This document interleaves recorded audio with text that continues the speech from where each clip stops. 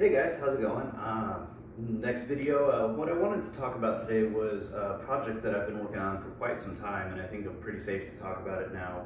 I'm not going to give any specifics or details or get too much into the numbers, but it does talk a lot about Hillside's evaluation and a lot of these principles that we've been talking about when looking at hillsides. So it's something that I definitely wanted to bring up. Again, I'm not going to get too far into the actual engineering numbers, but it does help sort of illustrate the idea of what sort of stabilization means you have to consider when looking at a hillside as well, right?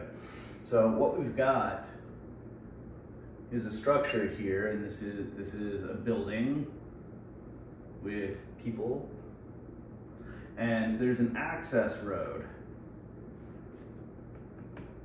that goes into this building that runs into a main highway here, right? There's a creek.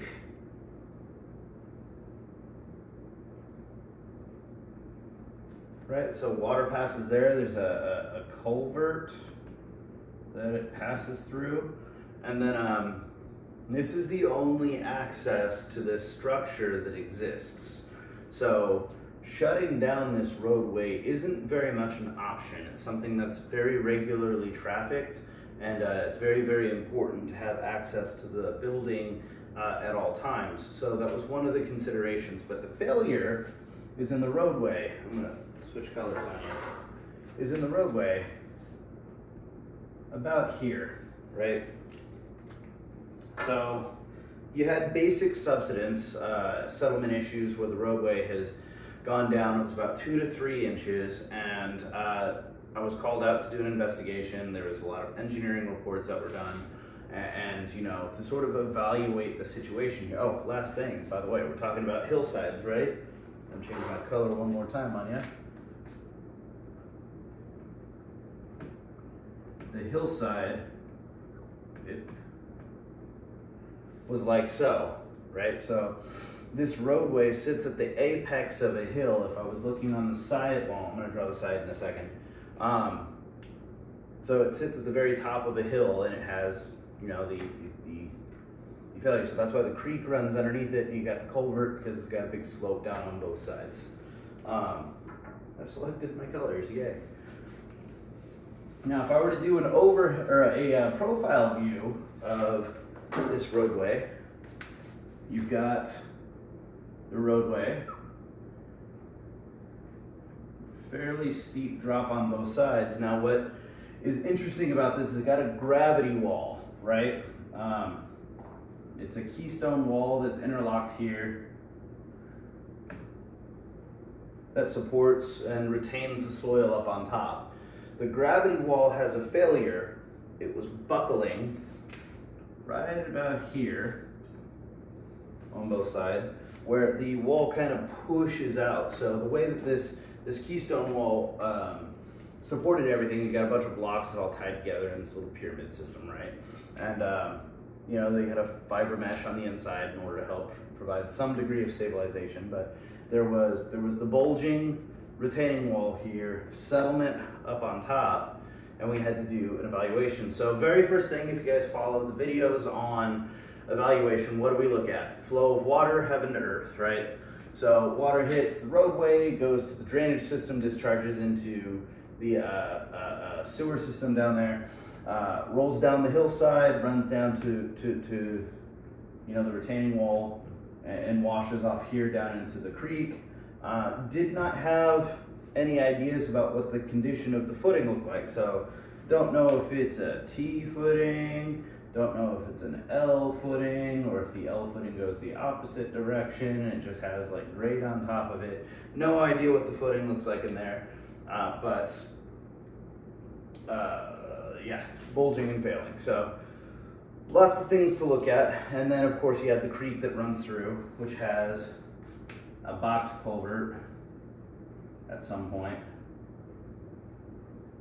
right? So you got the box culvert and water runs through there. So lots of things to take into consideration, lots and lots of challenges with this job, which is why I wanted to bring it up as sort of a case study about the evaluation and considerations that you're looking at when identifying problems with this. So the owner and prime contractor and the engineers and everybody designed, which was good. Soil nails, I'm gonna switch colors. Soil nails, anchor nut into the culvert, obviously. Soil nails, soil nails. And then they were going to go ahead and shotcrete this section. So the soil nail and shotcrete sections provides a lot of really, really good lateral stability, and this is a fantastic repair. If you're worried about anything like laterally displacing, the tie-in with the soil nails and everything else like that, fantastic repair. 100%, have no problems with it whatsoever. Originally, when we were looking at it for the polyurethane injection system, we were considering shooting polymer all throughout the footprint of everything, and perhaps providing some degree of stabilization while leveling out the roadway on top. So we actually provided multiple proposals in order to do various different things on it, right? So we started doing our investigation. This was one of the main proposed repairs that looked like they wanted to go to.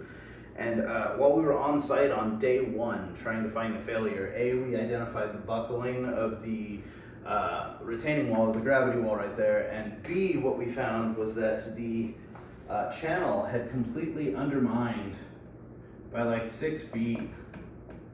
This thing was barely being held up. It's just imminent failure looking for it. You had the bottom side of the footings that you could see on this thing. It was obviously the cause of failure for some of the roadway on top, as the concrete section had completely sunk inside the culvert and created and influenced some of that movement on top. So then they knew they had to address the culverts as well. Now what that addressing looked like could be like rebuilding the culvert and then bringing grade back up and restoring all of the flow of water and stuff like that. It could be building the footing down, right, 6 feet, and then supporting that, because that's obviously a lot of weight. Supporting the top side here and then bringing the grade up. There was a lot of options. There's a lot of options that they talked about in order to mitigate this issue with the box culvert. And we're getting into the meat of it, and it's kind of fun. I'm gonna pause 1 second. I usually don't edit these, but I want to make sure I'm not talking while it's not recording. So 1 second. So this is sort of the condition of the hillside as we looked at it. And again, the main fix that they were looking at doing was the soil nails with these shotcrete. So great repair system, handle the culvert. What it doesn't do is handle the roadway, but they could mill and overlay, and there's a lot of ways you can approach handling like the subsidence or deflection of a roadway on any given point in time. So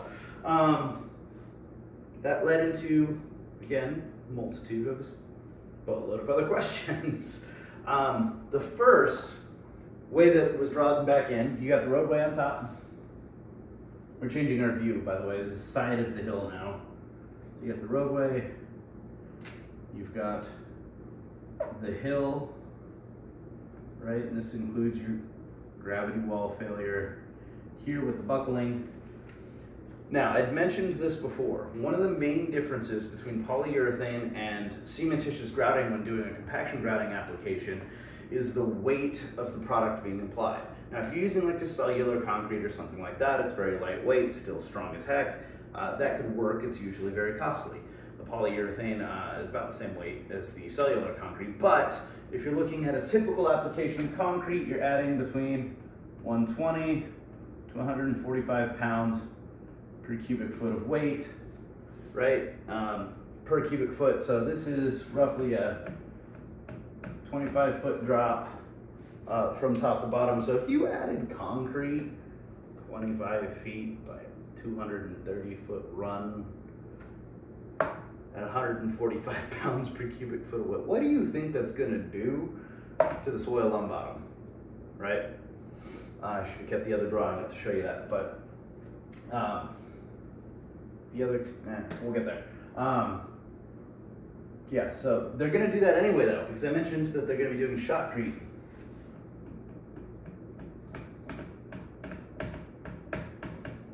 To help tie this system together, and they were doing you know, whatever system of soil nails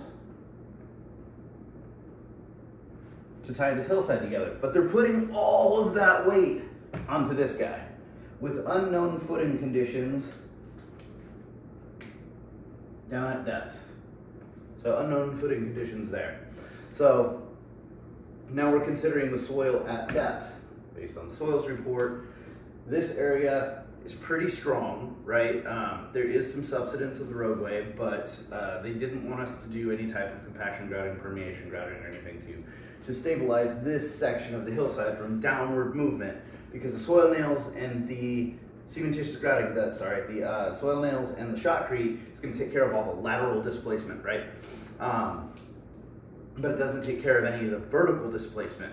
So the soils testing turned out pretty darn good, honestly, for this section up to here. And there was various areas that had horrible soils conditions all the way down to roughly 26 feet below the bottom grade, right? Below that, 26 feet down is where the soil was bad. So you got bad soil, you're adding all this concrete and all these anchors and all the everything else. So now the consideration is the new loads that are being surcharged on the soils at depth, right?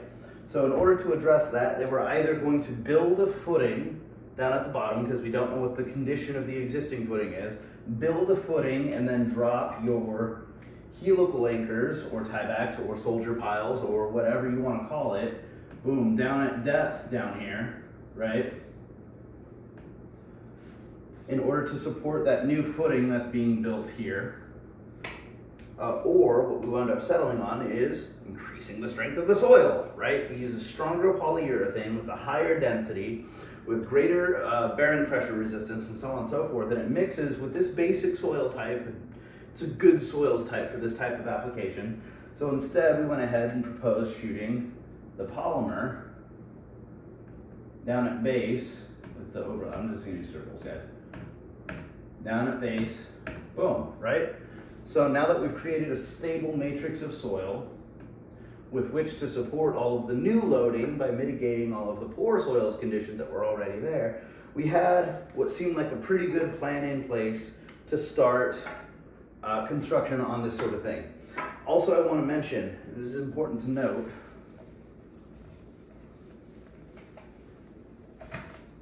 oops, those are gone. Building, roadway, right? One of the big concerns that they had, because they wanted to drop soldier piles and do some other type of mitigative repairs, was all of the trees in this area, right?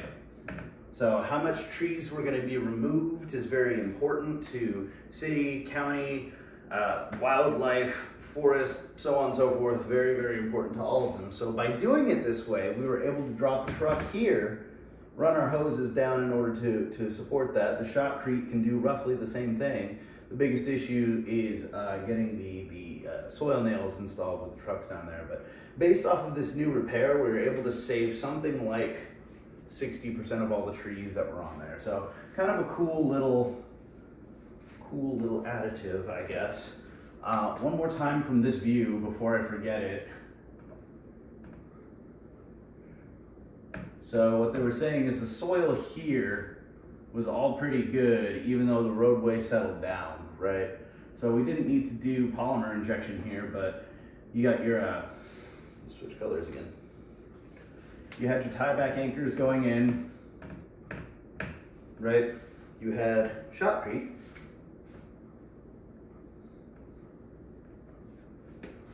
And then you have polyurethane. Cementitious grout, polyurethane, whatever, down to your bedrock. So we seemed to have a good plan into place in order to mitigate all of these conditions and circumstances. I'm not even talking about the culvert yet. I guess just the hillsides, which is the main point, but I'll get into the culvert because it's important. And then other side too, sorry. Yeah. So, good plan, got everything put together, got ready to go. The engineer said, wait a second. Got a bulge here. What does the bulge indicate? The bulge indicates that there is already a lateral failure based off of either the sideways pressure, the lateral pressure, the axial pressure, one of the two,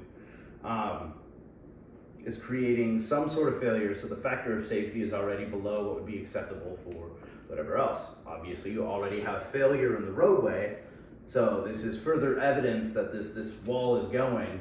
And the engineer said, hey, how much does your truck weigh? So the next issue that came is if I drive a truck over the top up here and add all of that weight down, what if that very moment there's a critical failure here? We collapse the entire hillside. So we had to find a way to support the top because the truck couldn't park on the main street, right? I'm gonna keep this view, but let's just, remember you got your structure, your road, and down here is the main road. There's a tiny little two-way street here. You can't park your truck down here in the main road and shut it down. And if you bring your truck across over here, it runs into a separate issue right there. So, crossing a truck over this is not feasible. It creates a critical failure up here and you know, life is not good. So the basic resolution to that was a lot of engineering that was performed by my company, and a couple of interesting key points.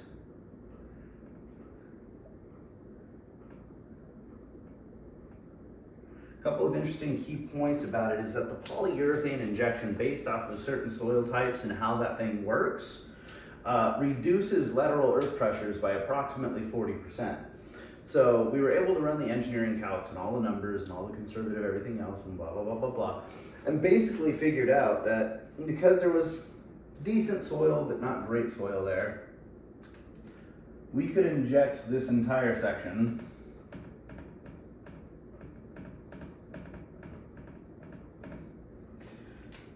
tie all of this soil together and create what we call a homogeneous mass of geopolymer material, which will reduce some of your lateral earth pressures by approximately 40%, increase the factor of safety, and allow the trucks to run over the top there. Oh.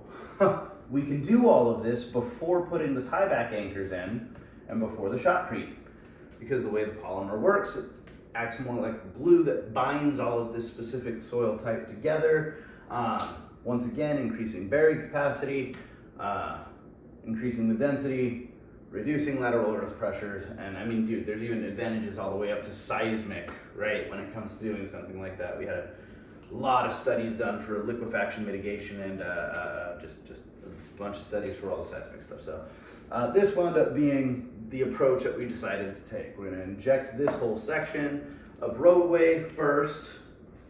I think they're actually going to have a chute underneath also. Then they're going to come back and put their tieback anchors in. Then they're going to shotcrete. So very, very extensive repair for this hillside. Lots and lots and lots of challenges from the engineering and design aspects of all of it. I'm going to go into a little bit more of that in a minute, but you can kind of see all of the considerations that went into specifically a hillside stabilization. And this is one of those things, you know, maybe polymer wasn't the only solution. The engineers certainly came up with a fantastic design in order to get the lateral resistance done, the axial resistance handled, and preventing future failure down at depth based off of the soils information that was made available. I'm not going to get too far into this, but we had, I'm going to cut this in half, street, box, oops, it's too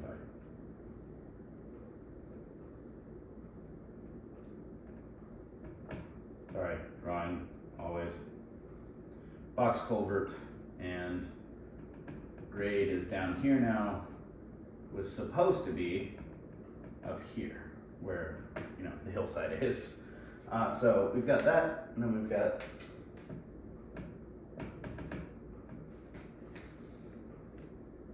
the roadway with the culvert running through. So,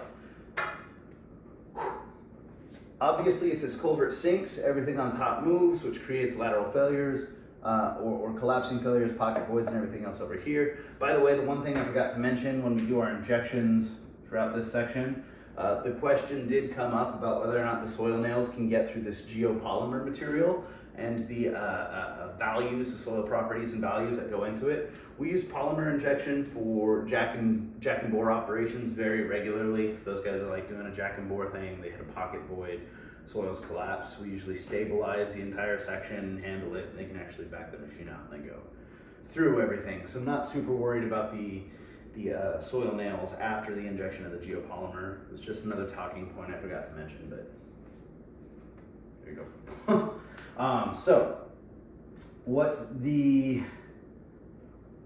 authorities, we'll call them, wanted to do was restore this line here up top to bring it back to its natural flow, right? So we have basically three options. One, restore the natural flow, build up your soil to get the water running the way that it's supposed to right here, through and through, back up to grade, stabilize this, I should have changed colors, sorry.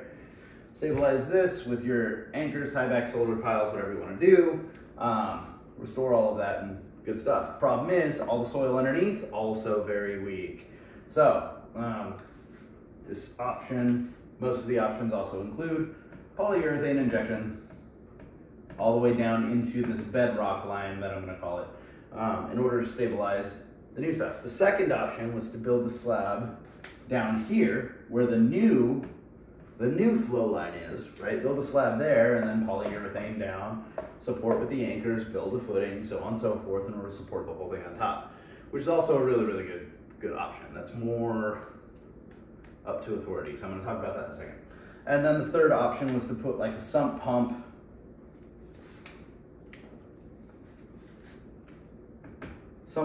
further upstream to help pump the water through in such a way that we can build the face there, run it there, put it on either one of the grade levels, and then restore that section and stabilize it so it doesn't create a failure up top here.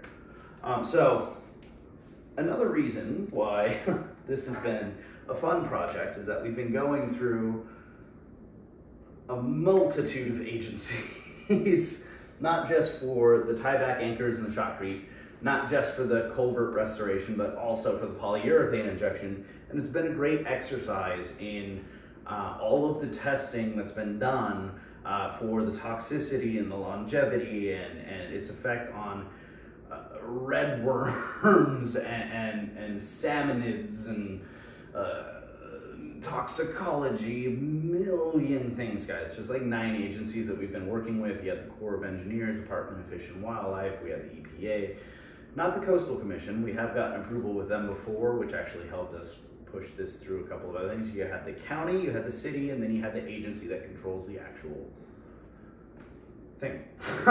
And we're through the permitting side of it at this point.